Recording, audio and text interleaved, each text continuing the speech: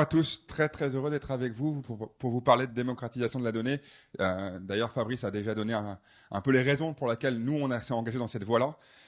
On a essayé de trouver la façon un peu de gamifier, parce que bon, on va se dire entre nous, le sujet le plus cool de la data, c'est pas la data gouvernance. Donc, la question qui se pose, c'est comment on s'assure qu'on rend ça intéressant, qu'on déploie ça massivement dans l'organisation et surtout qu'on sensibilise les métiers pour qu'ils aient envie de s'engager là-dedans. Alors, ce que je vais vous présenter, c'est pas l'alpha et l'oméga de ce qu'on peut faire dans la gamification, c'est notre histoire, un exemple de ce que nous faisons en ce moment chez Carrefour pour déployer la data gouvernance à grande échelle. On a appelé ça le supermarché de la donnée. Vous comprenez bien pourquoi on a appelé ça le supermarché. Et derrière, l'idée, c'est vraiment de se dire comment on s'assure qu'on passe en mode supermarché. Et quand on parle de supermarché, tous les éléments d'un supermarché montent au cerveau, type c'est facile, on rentre, on n'a pas besoin d'avoir bac+6 pour réussir à naviguer et un diplôme de data engineer pour réussir à naviguer dans un supermarché qui est fait pour des utilisateurs métiers. Tout d'abord, un peu la genèse pour que vous compreniez l'enjeu. Alors, évidemment, Carrefour, c'est un privilège, c'est une entreprise avec un volume de données incroyable parce qu'il y a 80 millions de clients dans le monde, 50 millions, parmi ces 80 millions, 50 millions sont encartés, donc ont une carte de fidélité. Évidemment, il y a beaucoup d'informations qui remontent à travers ces cartes de fidélité. On a plus de 10 milliards de transactions historisées sur 3 ans, de toutes nos transactions qui ont lieu dans tous nos magasins, à travers les 8 pays cœurs de Carrefour et la trentaine de pays franchisés dans le monde qui viennent collecter de la donnée au niveau des caisses chaque jour. Et derrière tout ça, évidemment, c'est aussi tous les enjeux de la mise à disposition de la donnée dans nos métiers cœurs, la marchandise, donc c'est en gros ceux qui font les achats, le pricing, la gestion des assortiments, mais également la supply chain qui est finalement le cœur de ce qu'on fait, c'est d'apporter un produit sur une étagère. Et là, évidemment, il y a plein d'opportunités pour améliorer avec l'IA, notamment, ou des analyses pointues d'optimisation, notamment l'optimisation de remplissage des camions, etc., pour tout ce qui est un peu optimisation discrète. Mais en fait, tout ça, ça s'appuie sur une donnée. Et le gros enjeu pour Carrefour, c'est la qualité de cette donnée et sa mise à disposition pour qu'elle soit simple à accéder pour tout le monde, pour que, comme tu disais tout à l'heure, Fabrice, que tout le monde devienne un peu son propre data analyst. D'ailleurs, ce que je dis souvent à mes équipes, c'est en fait, nous, dans notre équipe data, on a 2 rôles. Le premier rôle, c'est de se rendre utile. C'est-à-dire de livrer des algos, livrer des analyses, etc., des datas qui sont mises à disposition de notre data platform. Mais c'est surtout de se rendre inutile. En se rendant inutile, c'est en formant nos collaborateurs, en leur permettant d'adopter des outils qui sont faciles à utiliser pour trouver la donnée, analyser cette donnée et passer dans un mode self-service data, self-service BI. Donc là, aujourd'hui, on a 10 milliards de transactions historisées dans Data Lake. On a fait un choix technologique Google, comme vous pouvez le voir, pour la partie data. Ce qui est d'ailleurs une fondation incroyable. J'en ai hérité quand j'ai rejoint Carrefour, puisqu'il y a, en ayant ces données déjà mises à disposition dans un environnement partagé cross-pays, on peut commencer à s'amuser sur la donnée, sur ce bac à sable. Évidemment, toute la donnée dedans n'est pas parfaite. Et tout l'enjeu, c'est comment on s'assure qu'on priorise les travaux pour mettre la bonne donnée au bon niveau de qualité dans nos data lakes et les mettre à disposition de nos métiers. Donc la vision qu'on s'est posée, c'est on veut rendre le data shopping aussi simple qu'un voyage au supermarché. Comment on fait ça? En fait, je ne vais pas revenir là-dessus, Fabrice en a parlé. À gauche, là, c'est typiquement ce qui se passe chez Carrefour. J'imagine que vous allez reconnaître votre organisation aussi là-dedans. Quand on se pose une question assez simple de se dire, tiens, je voudrais pouvoir faire une analyse sur le chiffre d'affaires avec la TVA, sur mes produits. Je veux croiser ces informations. Et puis, il y a plein de processus non structurés qui se mettent en branle dans l'organisation. On va appeler l'IT, on va appeler les équipes data analytics. Et au final, on se rend compte en bas ici qu'en fait, le rapport, il était déjà présent quelque part et qu'on n'avait pas besoin de le créer. Mais ça a pris 3 semaines. Et ce qu'on veut, c'est éliminer ça et avoir l'ensemble de notre donnée visible et à disposition. Et donc, l'idée, c'est d'avoir tout sous le même toit pour favoriser la réutilisation, éviter la prolifération des analyses et des dashboards qui existent dans une grande boîte de 400 000 personnes comme Carrefour. Et évidemment, derrière, s'assurer que l'ensemble de nos données ont une définition claire, simple, avec un owner qui est capable de dire « ça, c'est comme ça qu'on définit un chiffre d'affaires, et puis c'est pas comme ça ». Comment ça marche tout ça? En fait, je vais vous faire une petite analogie avec un supermarché. Pas de surprise. En fait, ça marche parfaitement avec une vraie supply chain, mais là, on va parler de supply chain de la data. En fait, nos systèmes sources, nous tous, produisent des données qui sortent du système d'information de Carrefour. C'est un peu les champs de blé. Cette donnée, il faut la transformer. On a des processing plans, c'est nos ETL, nos chaînes de transformation qui sont là pour mettre à disposition de la farine dans un sac. Et cette farine, finalement, qu'est-ce qu'on fait ? On la prend, on la met dans un entrepôt. Pour nous, c'est un warehouse, mais c'est un data warehouse. Et ce warehouse, ce qui est bien, c'est qu'il y a des employés dedans. Donc, c'est certainement des personnes de l'IT. Il y a quelques outils. Vous voyez, il y a un petit chariot élévateur, là, jaune, qui permet d'aller prendre des produits en haut. Donc, ça, pour moi, dans ma métaphore, c'est le SQL. Donc, je maîtrise le SQL, je suis capable de piloter cet engin et d'aller chercher la donnée là-haut. Si je ne maîtrise pas le SQL, je vais avoir des difficultés à aller chercher la donnée. Mais ce que vous pouvez voir aussi, c'est que l'environnement, c'est aussi des boîtes, des grosses boîtes, et on ne voit pas forcément ce qu'il y a dedans. Et parfois, c'est un peu nébuleux pour un métier. Donc, du coup, comment ça se passe aujourd'hui, concrètement ? Aujourd'hui, on a une Analytics Factory. C'est le restaurant qui est au milieu. Ce restaurant, c'est mon équipe. Leur job, c'est de répondre aux enjeux de nos métiers, de fournir des analyses, de fournir des données mises à disposition, de les exposer avec une API, etc., pour que d'autres personnes, par exemple dans l'équipe tech ou dans l'équipe e-commerce, puissent les consommer. Sauf que ce restaurant, c'est là où mes clients, donc les métiers, vont en premier lieu. Alors, c'est sympa le restaurant. Ce qui est sympa avec le restaurant, c'est que je pose une question, je m'assois et j'attends. Et ça, c'est confortable quand je fais un métier parce que du coup, j'ai pas besoin de trop de me casser la tête pour comprendre ce qu'il y a derrière. Je pose la question, sauf que la réalité, c'est que, comme vous pouvez le voir, le petit A ici, c'est qu'il y a un goulot d'étranglement. En fait, nos équipes répondent à un pourcentage largement insuffisant de requêtes de nos métiers. Parce qu'on doit prioriser. Et donc, du coup, qu'est-ce qu'elles font ? Si je n'ai pas à attendre pendant 3 mois, elles vont directement dans l'entrepôt. Sauf que déjà, tout le monde n'a pas accès à l'entrepôt. Quand ils y ont accès, en fait, ils n'ont pas été formés pour l'entrepôt. Pourquoi ? Parce que le data warehouse, c'est un data warehouse, il a été construit pour les techniciens, pour les informaticiens. Il n'a jamais été construit avec une expérience client pensée comme étant un environnement pour des clients finaux. C'est comme si on envoyait vous, clients Carrefour, dans l'entrepôt directement pour aller faire vos achats. Et évidemment, c'est compliqué, puis certainement, la majorité d'entre vous ou nos métiers ne savent pas se servir du chariot élévateur. Donc, on s'est dit, comment on va faire ? Parce que même quand ils vont dedans, ils se perdent dedans, et souvent, ils ne trouvent pas la bonne donnée, même s'ils ont un peu de compétences. Donc, c'est là qu'on vient interfacer une brique supplémentaire dans notre stack, qui est ce fameux data supermarché, avec comme vision de mettre la donnée en self-service. Et vous pouvez voir qu'en termes d'expérience client, comme dans un supermarché, c'est pas tout à fait la même chose entre le supermarché et le warehouse. Vous voyez dans le supermarché, on va zoomer dessus derrière. Dans ce supermarché, il y a un parking, on est capable de se garer devant tranquillement. On rentre dedans et quand on rentre dedans, on a 3 choses. On a 3 choses. 1, on a un assortiment, comme dans un vrai supermarché. Donc on doit choisir quel produit on veut mettre sur étagère. Donc quel data product pour nous on veut mettre sur étagère. 2, on a une réorganisation. On n'a pas des processus endémiques où chacun décide un peu ce qu'il veut faire, ou le serpentin que vous avez vu tout à l'heure avec différentes interactions. On définit des process, donc c'est ce qu'on appelle la data governance, avec des rôles, des responsabilités et des leaders qui sont là pour gouverner et simplifier l'accès à cette donnée. Et enfin, ça demande quand même un peu de technologie, comme dans un vrai magasin. Il faut un outil simple pour que les personnes puissent accéder à la donnée. Et je vais vous faire un petit zoom sur chacun de ces éléments qui composent un peu le supermarché. Donc, tout d'abord, l'assortiment. L'objectif là-dessus, c'est de prioriser, c'est de comprendre quelles sont les données qu'on veut mettre à disposition pour tous les départements de l'entreprise, en ayant des définitions claires, standards, en français, en anglais, en italien, en espagnol, quelle que soit la langue, mais dans un langage non technique, qu'on ait derrière ça des règles de calcul transparentes, par exemple, un chiffre d'affaires commercial TTC chez Carrefour, c'est une règle de calcul simple et transparente. On a travaillé d'ailleurs sur cet assortiment chiffre d'affaires. Quand on a travaillé là-dessus il y a 6 mois, il y avait 42 notions de chiffre d'affaires qui sont remontées dans les différents reports et analyses qu'on produit. On est passé de 42 à 10 en simplifiant, en éliminant des notions, en se disant, en fait, ça et ça, c'est la même chose, mais c'est des traductions en espagnol qui sont devenues des traductions en anglais. Et on a essayé de vraiment rationaliser l'assortiment pour se dire qu'est-ce qui va vraiment être utile pour nos clients, pour nos utilisateurs.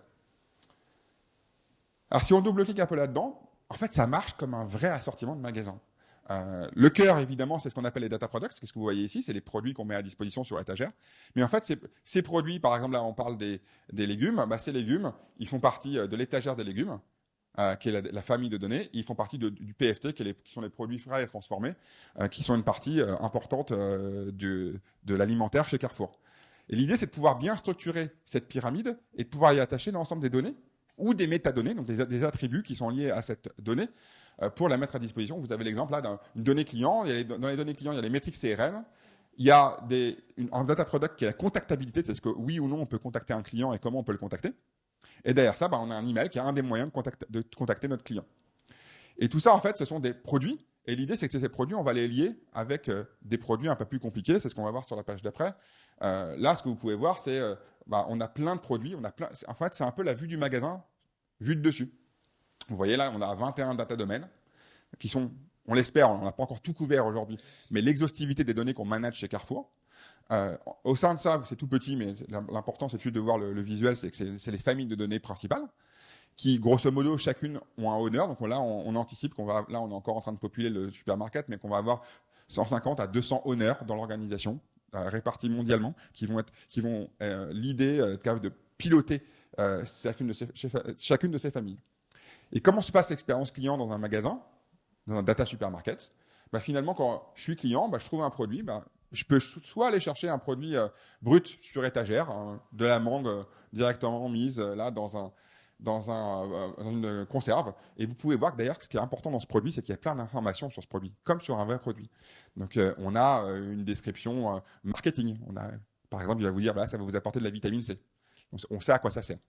On a une description des ingrédients. Ça, c'est ce qu'on appelle le data lineage. C'est la capacité à comprendre quels sont les ingrédients qui sont venus dans la composition de ce produit. On a une source également là-dedans. On sait, donc c'est made in SAP, par exemple. Donc, on sait d'où vient le produit, on est capable de tracer où est-ce qu'il a été produit. Puis surtout, ce qui est intéressant, on voit en tout petit ici, le ABCDE, là, vous pouvez voir juste en dessous, ça vous rappelle quelque chose? Le Nutri-Score. L'enjeu, c'est de se créer un Nutri-Score de la data. Parce que, en vrai, nos métiers, ils sont incapables de comprendre les 92 critères de qualité de la donnée qui sont mis en place par les techniciens sur la data platform. Tout comme nous, en tant que clients, si on nous présentait tous les critères du label rouge sur un produit que vous achetez en magasin, on serait perdu. Nous, on se rassure, on se dit juste c'est le label rouge, on sait que c'est bon. Ou on sait que c'est Nutri-Score A, on se dit ça, a priori, il n'y a pas trop de gras, il n'y a pas trop de sucre à l'intérieur et il n'y a pas trop de sel. Et c'est un peu ça qu'on veut avoir, c'est que les métiers en un clin d'œil se disent, ok, cette data, elle existe, très bien, mais est-ce que je peux la consommer? Il y a beaucoup trop de rapports, j'imagine que vous avez ça aussi chez vous, de données qu'on utilise, et en fait, on jette un peu une pièce en l'air, on ne sait pas exactement la qualité de la donnée qui est derrière, et ça se trouve, on prend une décision basée sur une mauvaise donnée. Et enfin, donc, dernière petite chose, c'est que en fait, ces data products, il y en a des produits simples, donc qui sont sur étagère, mais en fait, toutes les données qui sont composées dans votre organisation sont des data products. Donc, un KPI, c'est finalement un produit semi-transformé. Là. Par exemple, si je faisais l'analogie avec le gâteau, ça serait la recette Alsa. Alors, c'est déjà un pré-câblé, il n'y a plus qu'à mettre de l'eau et un œuf, et du coup, ça fait un gâteau. Et puis la dernière option, c'est d'aller dire, en fait, non, moi, ce que je veux, c'est vraiment le dashboard, ou vraiment l'algorithme d'IA, qui est sur étagère, réutilisable, visible, compréhensible, avec une description. Et ça, c'est un peu le gâteau qui se trouve au rayon frais chez Carrefour. Il a une définition unique. L'ensemble des éléments à l'intérieur sont transparents. On comprend comment ça a été calculé. Et surtout, il y a un owner de ce dashboard ou de ce data product pour comprendre, si jamais j'ai des questions, si jamais j'ai des requêtes, un peu de service après-vente dessus, je sais à qui m'adresser. Passons sur la partie organisation, je vais aller très vite là-dessus. Il n'y a pas d'innovation particulière sur ce volet-là. L'idée, c'est que, tout comme dans un magasin, l'idée, c'est d'avoir un support staff à l'intérieur du magasin. Et essentiellement, les rôles clés, c'est de mettre en place ce qu'on appelle des data stewards ou des data owners dans notre organisation, dont le métier, c'est de mettre en rayon. Choisir, définir qu'est-ce qu'il faut mettre en rayon, quand est-ce qu'il faut mettre en rayon, intervenir quand il y a une rupture en magasin. Donc là, c'est par exemple une donnée qui n'est plus disponible ou qui n'est pas remontée dans le système. Être capable d'avoir une définition claire et unique et d'expliquer tout ce qu'il y a dans le rayon. C'est le rôle du data owner ou du data steward. Le data domain owner en bas, c'est un peu le gestionnaire du département, de tous les 21 domaines. Eux, leur métier, c'est finalement d'arbitrer et de prioriser, de comprendre qu'est-ce qu'il faut mettre, quelles actions il faut mettre en place, pourquoi il faut les mettre en place, quel est le lien avec les use cases métiers. Parce que toutes les données qu'on doit mettre en rayon ne sont en rayon que parce qu'il y a un cas d'usage. S'il n'y a pas de cas d'usage, il n'y a pas de mise en rayon. Et enfin, évidemment, à la fin, il y a le passage à la caisse. L'idée, c'est d'avoir aussi de la sécurité autour de nos données. Parce que là, on parle de mettre à disposition la donnée. Mais en fait, le risque, c'est toujours de se dire, bah oui, mais tout le monde va accéder à la donnée, là, il y a de la donnée confidentielle, etc. Donc, c'est comme dans un supermarché. Les données, tout le monde peut la voir. Les produits, tout le monde peut les voir. Par contre, tout le monde ne va pas passer à la caisse avec les produits. Si j'ai 15 ans, je viens acheter une bouteille de whisky, je vais arriver, on va me demander ma carte d'identité quand je vais arriver à la caisse. C'est la même chose dans le data supermarket. Donc, la vraie transformation qu'on apporte ici, c'est de se dire, par défaut, on met systématiquement nos données à disposition. Donc, on renverse la table, parce que dans la plupart des organisations, l'idée, c'est un peu opt-in. C'est, tiens, j'ai bien envie de mettre ma donnée à disposition. Ah non, celle-là, je vais la garder pour moi. Et comme disait Fabrice tout à l'heure, le problème, c'est que ça crée aussi des précarés où chacun se dit, je protège ma donnée parce que c'est un peu mon pouvoir dans l'organisation. Dans ce mode supermarché, vous n'avez pas le droit de mettre la donnée chez vous et de la protéger, sauf si vous avez une excellente raison. Vous devez expliquer pourquoi vous ne la mettez pas à disposition. Et ce n'est pas l'inverse. Et enfin, pour conclure, la partie outils. Évidemment, tout ça, ça se passe avec un peu de technologie derrière. Le gros challenge sur la partie technologique, c'est de créer une expérience client sur l'outil simple. Alors, nous, notre histoire, c'est qu'on a décidé de développer en interne. Alors, je vais vous parler en toute transparence, je ne sais pas s'il y a des éditeurs dans la salle. On a cherché des outils sur le marché. On a fait la tournée de tous les outils sur le marché que vous pouvez imaginer. Tous ceux qui sont dans Gartner, on les a vus. On les a trouvés très très bien. Moi, il y a plusieurs qui étaient très très bons. Et ensuite, on a commencé à les mettre devant nos utilisateurs métiers. Et là, leur sentiment d'excitation était un peu inférieur à celui de mon équipe. Pourquoi ? Parce qu'ils sont très bien, mais ils sont très compliqués. Et ils ont plein d'options, plein de features, plein de menus. Et en fait, on ne peut pas se permettre dans une boîte de notre échelle de passer 2 jours à former les gens pour qu'ils connaissent ce qui se passe dans le 3e sous-menu de la 3e colonne en haut de la barre des tâches.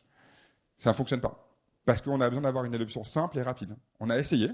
Et en fait, c'est pas notre équipe data qui a choisi l'outil. On s'est dit, c'est à nos métiers de dire de quoi ils ont besoin. Et donc, finalement, on n'a pas trouvé sur le marché quelque chose de suffisamment simple. Et on a décidé de le construire nous-mêmes. Donc, on s'est appuyé sur une brique technologique qui s'appelle Dataplex, qui est le data catalogue au-dessus de BigQuery dans la suite Google Cloud, qui est un produit assez nouveau, donc assez peu mature. Donc, on a quand même pris un pari important là-dessus, de se dire qu'on va être capable d'adopter et d'être un des premiers gros utilisateurs mondiaux de cet outil de data cataloging de Google Cloud. Et donc, on a construit cette solution on top, qui est un front-end qui permet de gérer l'ensemble du flux, d'être hyper simple et d'avoir une interface qui ressemble un peu à un supermarché. D'ailleurs, on est encore beaucoup en train de travailler sur le visuel. Cette visuel date d'il y a au moins 4-5 mois. Il faudra que je la mette un peu à jour. L'idée, c'est que, vous voyez, on navigue dans les données. C'est hyper simple. C'est comme des rayons. On navigue dans les rayons, on trouve les données tout simplement. Une fois qu'on arrive sur un data product, là, en l'occurrence, le chiffre d'affaires commercial TTC dont je vous parlais tout à l'heure, il y a une petite coche là qui dit « check, ce truc-là est certifié ». Il y a des contacts, il y a des synonymes, il y a des règles de gestion, il y a une définition métier claire, il y a des produits qui sont liés à droite qui utilisent cette donnée pour faire un autre calcul, donc c'est des KPI typiquement, et on voit même en bas un G6 Store Performance Cockpit, donc le cockpit de performance des magasins du G6, donc qui sont les 6 gros pays de Carrefour, qui est accessible. Donc on référence également les data products plus raffinés, que sont le dashboard. Et là, on pouvait voir, on va même dans la table de données, donc pour les data analysts, et on est capable de mettre au panier la BV transaction, c'est la business view des transactions, donc c'est une table dans BigQuery. Donc si je suis un peu plus data analyst et que je veux accéder à la data brute, je peux le faire, je la mets au panier, je valide mon panier, et là, paf, l'ensemble des data owners qui sont concernés par la demande reçoivent une demande d'accès. Et donc, on simplifie grandement le processus d'accès à la donnée, mais évidemment en justifiant pourquoi on veut y avoir accès et en montrant un peu patte blanche sur les raisons du cas d'usage qui nous pousse à avoir accès à cette donnée. Voilà, ça conclut l'introduction sur la data supermarket et je suis à disposition pour vos questions. Merci.